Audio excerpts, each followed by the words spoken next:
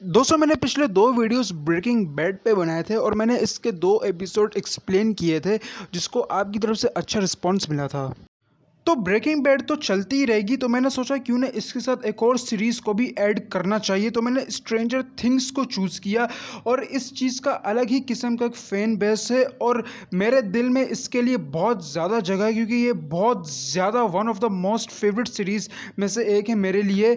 और मैं इसको एक्सप्लेन किए बिना रहा ही नहीं गया, क्योंकि ये अपने आप में एक अलग ही किस्म का एक हाइप क्रिएट करके रखती है। और जिस जिस इंसान ने, जिस जिस फैन ने इसको देखा है, उसने इसकी तारीफ़ ही की है और उनमें से एक मैं भी हूँ। ये एक साइकोलॉजिकल हॉरर है और फैमिली ड्रामा शो है जो कि आपको बिल्कुल भी बोर नहीं करेगा।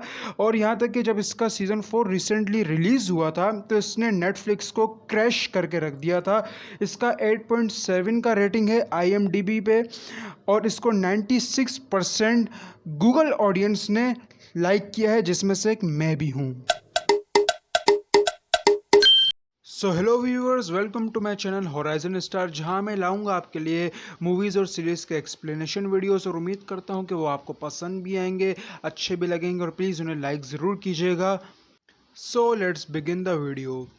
स्ट्रेंजर थिंग्स सीज़न 1 एपिसोड 1 की शुरुआत होती है और हमें नवंबर 6 1983 का टाइम दिखाया गया है और सिटी हॉकिंस इंडियाना दिखाई गई है। सीन चेंज होता है और हमें हॉकिंस नेशनल लेबॉर्ट्री दिखाई जाती है। उसके अंदर ही हमें एक आदमी भी भागते हुए दिखाया जाता है जो कि बहुत नर्वस होता है। दरअसल ये एक साइंटिस्ट होता है जो कि इसी ही लेबॉर्ट्री में काम करता है, जो कि किसी चीज़ से डर के भाग रहा होता है। अब वो किस चीज़ से भाग रहा होता है वो आपको आगे पता लगेगा।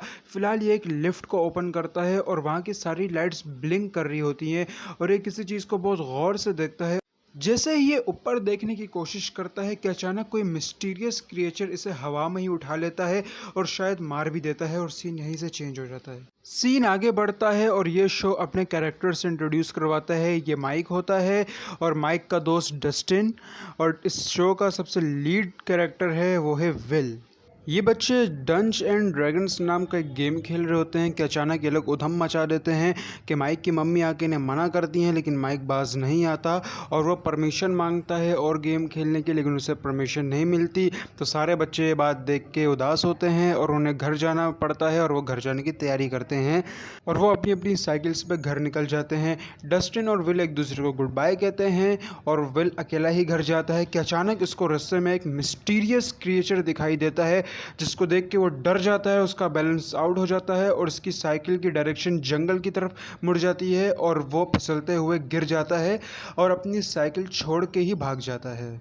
विल डरा डरा भाग रहा होता है जंगल में ही कि वो अपने घर में घुस जाता है और अपने घर में जाते साथ ही विंडो से झांकने लगता है कि अचानक वो देखता है कि वो मिस्टीरियस क्रिएचर अभी भी उसका पीछा कर रहा है। विल फ़ोन लगाता है हेल्प के लिए, लेकिन वो अचानक देखता है कि वो मिस्टीरियस क्रिएचर अभी भी उसका पीछा कर रहा है और उसके घर में एंटर होने की कोशिश करता है और वो लॉक भी तोड़ देता है।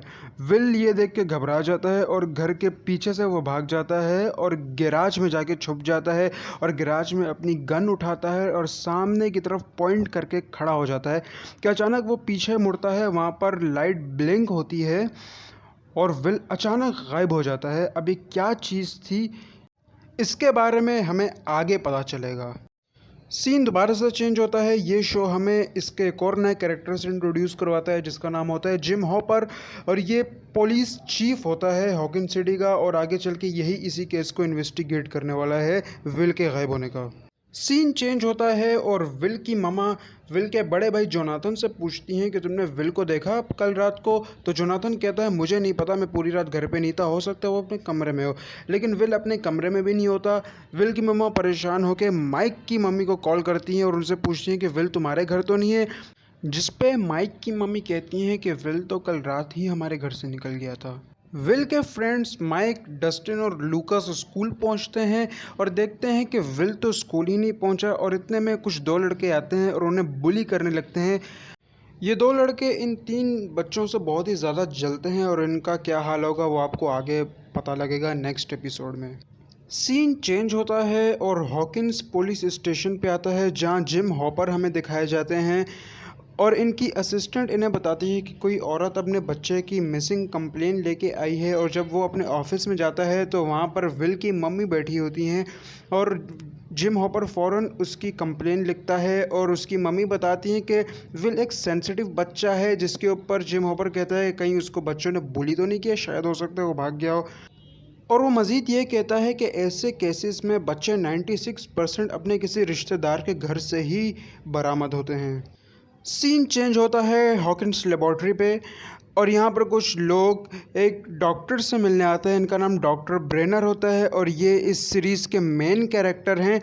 ये एक सेफ्टी सूट्स पहनते हैं और एक जगह जाते हैं जहाँ पर लास्ट नाइट वही साइंटिस्ट गायब हुआ था। तो वो जब वहाँ पहुँचते हैं तो वहाँ पर अजीब सा एक वायरस फैला होता है। यहाँ के माहौल में अजीब सा एक धूल होता है और यहाँ पर एक स्पंज मटेरियल होता है दीवार पे। ये जब और आगे बढ़ते हैं तो इन्हें पता लगता है कि एक चिपचिपा सा मटेरियल दीवार पे लगा होता है जो कि बहुत क्रीपी होता है और ये एक गेट होता है। और ये लोग कहते हैं कि क्या वो मॉन्स्टर यहीं से आया है और वो लोग एक लड़की की बात कर रहे होते हैं कि वो कहाँ भागी है। सीन चेंज होता है और हमें वही लड़की दिखाई जाती है जिसके बारे में वो साइंटिस्ट बात कर रहे होते हैं। अब ये कौन है, इतना समझ लीजिए कि पूरी सीरीज़ इसी की वजह से टिकी हुई है।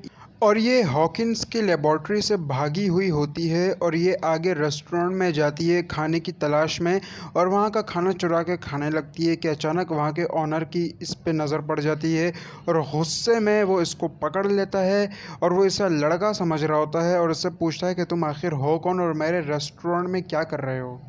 इसके अगले ही सीन में हमें डॉक्टर स्कॉट क्लार्क दिखाए जाते हैं जो कि माइक, डस्टिन और लूकस के टीचर होते हैं और इन्हें अपना रेडियो दिखा रहे होते हैं कि अचानक वहाँ पर हॉकिंस पुलिस आ जाती है और इन तीनों बच्चों को अपने साथ ले जाती है।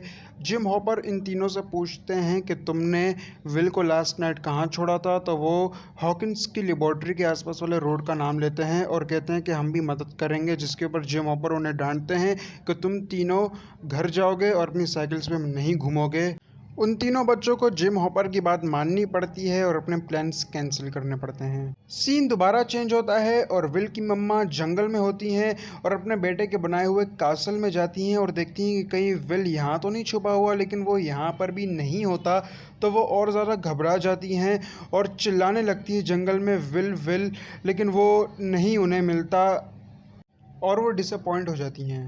सीन दोबारा चेंज होता है और हमें वही लड़की दिखाई जाती है जो रेस्टोरेंट में खाना चुराते हुए पकड़ी जाती है। अब वो रेस्टोरेंट का ऑनर उसे खाना खिला रहा होता है और उसे कहता है कि तुम अपना नाम बताओ, लेकिन वो अचानक उसके रिस्ट पर एक टैटू देखता है जिसके ऊपर 11 लिखा होता है और वो उसको छुपा लेती है और वो बताती है कि मेरा नाम 11 है। वो ये सब देख के बहुत ज़्यादा खुश होता है और उसके साथ एक अटैच हो जाता है। उसके बाद वो सोशल सर्विसेज को फ़ोन मिला देता है और कहता है कि मेरे पास एक बच्ची है और वो बहुत घबराई हुई है, उसको आपकी मदद की ज़रूरत है। और यहीं पे एक बहुत बड़ा ट्विस्ट रिवील होता है कि उस कमरे में एक पंखा होता है और वो बहुत परेशान करता है उस लड़की को और उसकी तरफ वो गौर से देखती है तो वो अचानक पंखा बंद हो जाता है। तो हमें पता लगता है कि इस लड़की के पास तो सुपर पावर्स होती हैं जिसका वो यूज़ करती है किसी भी चीज़ पे डीप कंसंट्रेशन करके। और इधर जिम हॉपर जंगल में विल को ढूंढ ही रहे होते हैं कि अचानक उन्हें विल की साइकिल मिल जाती है और वो कहते हैं कि साइकिल तो बच्चों के लिए बहुत इंपॉर्टेंट होती है, तो वो इसको लेके क्यों नहीं चला गया वहाँ से। सीन चेंज होकर हॉकिंस नेशनल लेबॉर्ट्री पे आता है जहाँ कुछ लोग शहर में रहने वाले सारे लोगों के फ़ोन ट्रेस कर रहे होते हैं ताकि उस गुमशुदा बच्ची का पता लगाया जा सके। जिम हॉपर विल की साइकिल को लेके उसके घर चला जाता है जहां विल की मामा और उसका भाई जोनाथन ये सब देख के बहुत ज़्यादा परेशान होते हैं, जिसके ऊपर विल का बड़ा भाई जोनाथन उन्हें कहता है कि तुम्हें साइकिल जंगल में मिली, तुम यहाँ क्या कर रहे हो। तो जिसके ऊपर जिम हॉपर गैराज का दरवाज़ा खोल देता है जहाँ से विल उस रात को भागा था और वहाँ पर वो कुछ अजीब सा देखता है। वो देखता है कि विल का जो डॉगी होता है वो बार्क कर रहा होता है सामने गैराज की तरफ देख के। और जिम हॉपर वहाँ पर नोटिस करता है कि गैराज की तरफ ही देख के क्यों बार्क कर रहा है, तो वो गैराज में ही घुस जाता है जहाँ पर अचानक वो लाइट फिर से ब्लिंक करने लगती है और वो वहाँ पर चीज़ों को उठा उठा के देखता है तो वहाँ से गन गायब होती है और वहाँ का कुछ एक हिस्सा उसको मिस्टीरियस लगता है। जब वो वहाँ पर लाइट मार के देखता है तो वहाँ से अजीब सी एक स्पंज टाइप आवाज़ आने लगती है। अचानक वहाँ पर जिम हॉपर का असिस्टेंट आके उसको वार्न करता है और वो वहाँ से निकलता है और जिम हॉपर उन्हें कहता है कि यहाँ पर एक सर्च टीम भेजो और सबको बोलो कि जो भी यहाँ पर आए वो अपनी लाइट लेकर आए। जिसके ऊपर वो उनकी वजह पूछते हैं उसके असिस्टेंट, लेकिन वो जवाब नहीं देता। खैर रात को तलाश दोबारा जारी हो जाती है विल की और यहीं पर विल के टीचर स्कॉट क्लार्क भी आ जाते हैं और जिम हॉपर से उनका बैकग्राउंड मालूम करते हैं और जिम हॉपर को कहते हैं कि आप अपनी बेटी मेरे पास भेजिए, मैं उनको पढ़ाऊंगा। और जिसके ऊपर जिम हॉपर कहते हैं कि वो दूसरी सिटी में रहती है अपनी माँ के साथ। लेकिन जिम हॉपर की असिस्टेंट डॉक्टर स्कॉट क्लार्क को बताती हैं कि एक्चुअली में उनकी बेटी मर चुकी है। इधर माइक अपने दोस्त लूकस को कॉल मिलाता है और उससे कहता है कि उस रात विल बच भी सकता था लेकिन वो अपनी साइकिल छोड़ के क्यों भागा। जिसके ऊपर लूकस उसे कहता है कि तुम 10 मिनट में मिलो, हम उसको ढूंढने के लिए निकलते हैं जंगल में। और माइक जा ही रहा होता है कि वो देखता है कि उसकी बहन का बॉयफ्रेंड स्टीव उसकी बहन के कमरे में फलांग के जा रहा होता है, जिसको देख के माइक इग्नोर कर देता है। माइक की बहन का नाम नैन्सी होता है और माइक की उससे बिल्कुल भी नहीं बनती। सीन चेंज होता है और 11 इधर आइसक्रीम खा रही होती है और रेस्टोरेंट के ऑनर से उसकी बहुत अच्छी दोस्ती हो जाती है और दोनों एक दूसरे को मुस्कुरा के देख रहे होते हैं। अचानक डोर बेल बजती है और उसे लगता है शायद सोशल सर्विसेज वाले आ गए हैं और वो दरवाज़ा खोलता है तो सामने एक औरत होती है और वो कहती है कि मैं सोशल सर्विसेज से हूँ। जिसको देख के वो ऑनर खुश होता है और उसे अंदर बुलाता है। वो औरत जैसे ही अंदर आती है वो उसे शूट कर देती है और हमें पता लगता है कि वो सोशल सर्विसेज की नहीं बल्कि वो लेबॉर्ट्री से आई है उस बच्ची को लेने के लिए। 11 ये सब देख कर डर जाती है और वहाँ से भाग जाती है और जैसे ही भागने लगती है वहाँ पर कुछ लोग इसे घेर लेते हैं और उसके आगे गन पॉइंट करके खड़े हो जाते हैं और यहीं पे डॉक्टर ब्रेनर की एंट्री होती है। ये उन्हीं के लोग होते हैं भेजे हुए। डॉक्टर ब्रेनर जब उस कमरे में जाते हैं उसे पकड़ने तो वहाँ पर दो लोग मरे हुए मिलते हैं तो पता चलता है कि वो अपनी सुपर पावर से उन्हें मार के भाग चुकी है और सामने जंगल में जाके छुप जाती है। सीन चेंज होके विल की मम्मी और उसके बड़े भाई जोनाथन पे जाते हैं जहाँ वो बहुत ज़्यादा अफसुर्दा होते हैं। अचानक विल की मम्मी को टेलीफोन पे कॉल आता है और वो जब उठाती हैं तो बड़ी हॉरर सी आवाज़ आगे से आती है और वो विल विल करके चिल्लाने लगती हैं। तो अचानक टेलीफोन पे इलेक्ट्रिसिटी शॉक होता है और वो उस टेलीफोन को फेंक देती हैं। एपिसोड का लास्ट सीन आता है जहां माइक, डस्टिन और लूकस अपने दोस्त विल को ढूंढ रहे होते हैं कि अचानक उनकी नज़र उसी छोटी बच्ची 11 पे पड़ जाती है जो कि भाग के यहाँ आई होती है और इनके हाथ लग जाती है और यहीं ये एपिसोड ख़त्म हो जाता है। जाने से पहले मेरी आपसे एक छोटी सी रिक्वेस्ट है, लाइक और सब्सक्राइब ज़रूर कीजिएगा ताकि मैं फ्यूचर में ऐसी और वीडियोस ला सकूं। Thank you. अल्लाह हाफिज़।